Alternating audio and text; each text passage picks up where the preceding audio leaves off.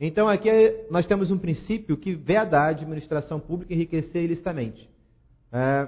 Então a administração é proibida de enriquecer ilicitamente. Como assim? Ora, vai anular o contrato e tudo aquilo que o particular executou vai ficar sem receber? Ou terá que devolver para a administração pública? Assim fica fácil. Faz todo tipo de contrato de maneira ilegal, depois que o particular executa o contrato, anula, ele fica sem ver dinheiro e se já tiver recebido, devolve o dinheiro à administração pública. Então isso é proibido pelo nosso ordenamento jurídico. A nossa lei diz o seguinte, artigo 59, parágrafo único. A decretação de nulidade não exonera a administração pública do dever de indenizar, desde que o particular esteja de boa fé. Contanto que o particular não tenha contribuído para a ocorrência do vício. Boa fé. Então, visto aí o artigo 59, parágrafo único da 8666, vamos aí agora estar marcando a alternativa correta no slide.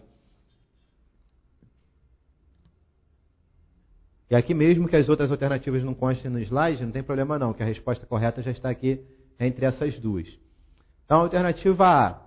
A declaração de nulidade não opera retroativamente. Já está errado aqui. Quando fala não opera retroativamente,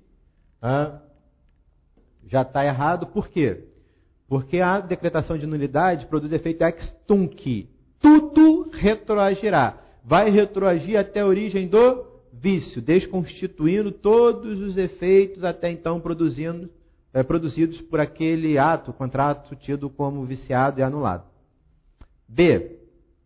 Seu reconhecimento não exonera a administração do dever de indenizar o contratado de boa fé, por tudo que este houver executado e por outros prejuízos comprovados. Então é o que nós acabamos por extrair do artigo 59, parágrafo único da Lei 8666. Então a alternativa correta para a quarta questão do 43º exame da OAB, da Fundação Getúlio Vargas, é letra B de bola. Vamos agora para a quinta questão. Essa aqui é interessantíssima, essa questão. Um policial militar de nome. Vamos prestar atenção logo no enunciado para facilitar a nossa vida. Isso é um macete para que vocês possam estar fazendo a prova. Vai destacando, vai escrevendo na prova mesmo, pode, pô. O que conta mesmo a pontuação é o cartão resposta. Então vai marcando.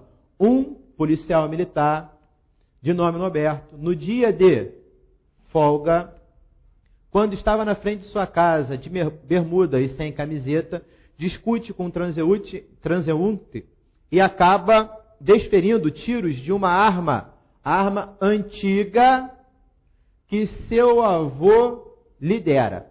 Isso aqui que eu destaquei é de suma importância para estar definindo a resposta no caso. Com base no relatado acima, é correto afirmar que o Estado A.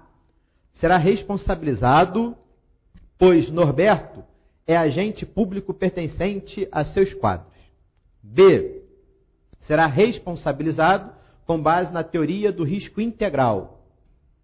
C. somente será responsabilizado de forma subsidiária, ou seja, caso Norberto não tenha condições financeiras. D.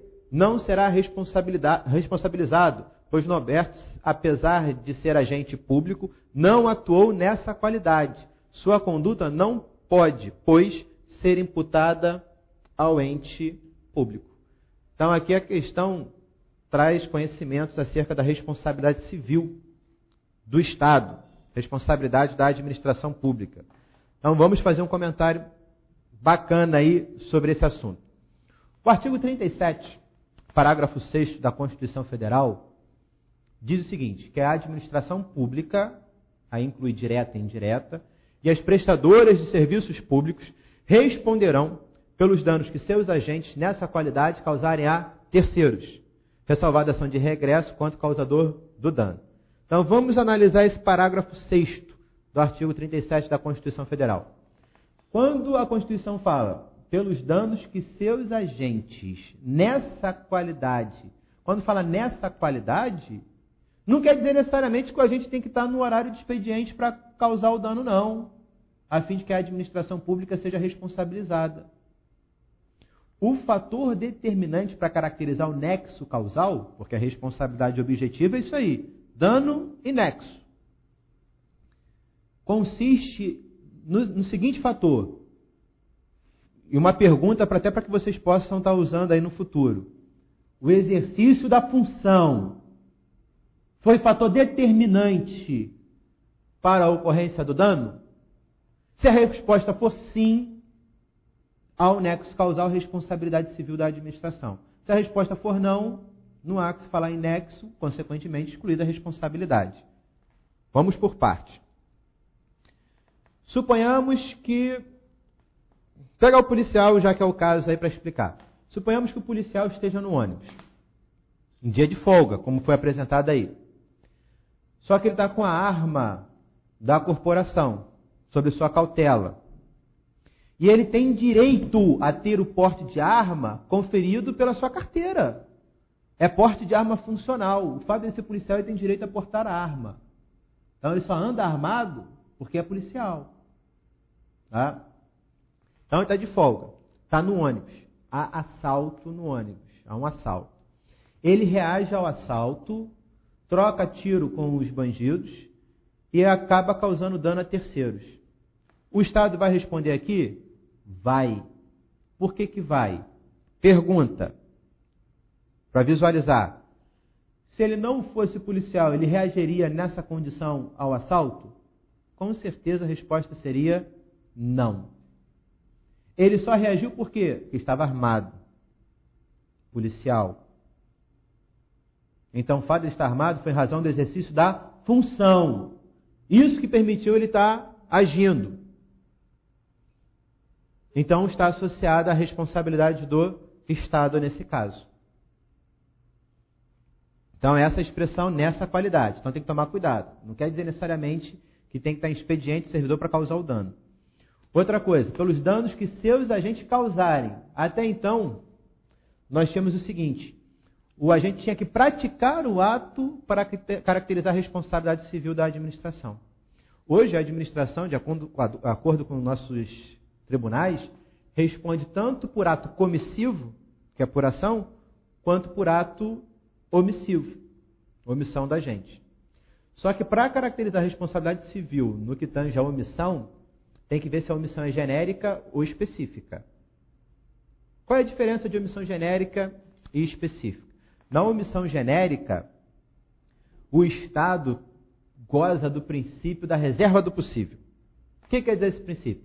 Que o Estado não é assegurador universal, não pode estar em todos os lugares ao mesmo tempo. Então ele vai desempenhar, vai prestar a atividade na medida do possível. Exemplo, você para num sinal e é assaltado. Responsabilidade civil do Estado aqui? Objetiva? Não. Poderia até ser subjetiva. O que isso quer dizer? Eu vou ter que provar que o Estado falhou. Vou ter como provar que o Estado falhou nesse caso? Não. Não dá. Por quê? Porque o Estado não dispõe de recursos suficientes para colocar um policial em cada sinal para manter a segurança da população. Então faz na medida do possível, na reserva do possível. Isso que é omissão genérica. Já a omissão específica quer dizer o seguinte, que o agente tem o dever de evitar o dano, ou sabia que o dano estava ocorrendo e não fez nada para evitar. Então isso é omissão específica. Exemplo, agente penitenciário permite que armamento ingresse no presídio. Ele tem o dever de evitar que esse armamento ingresse. Então se um preso está de posse de uma arma dentro do presídio, e mata um outro detento, a família vai ter total direito de buscar a responsabilidade objetiva do Estado. Mas o dano não foi causado por a gente, não interessa, ele foi omisso. Houve omissão específica, ele tinha o dever de evitar que esse armamento ficasse em poder de um detento. Dever. Então isso é omissão específica. O Estado responde independente de culpa. Tá? Então isso é de suma importância para a solução do caso. E mais, tem uma alternativa que fala sobre responsabilidade integral. Né? Nós poderíamos usar a responsabilidade do Estado dentro do risco administrativo. É o mais comum atualmente. Por exemplo, polícia troca tiro com bandidos, uma bala perdida acerta a pessoa. O Estado vai indenizar. É a teoria do risco. Por quê? Porque esse dano foi causado em razão da presença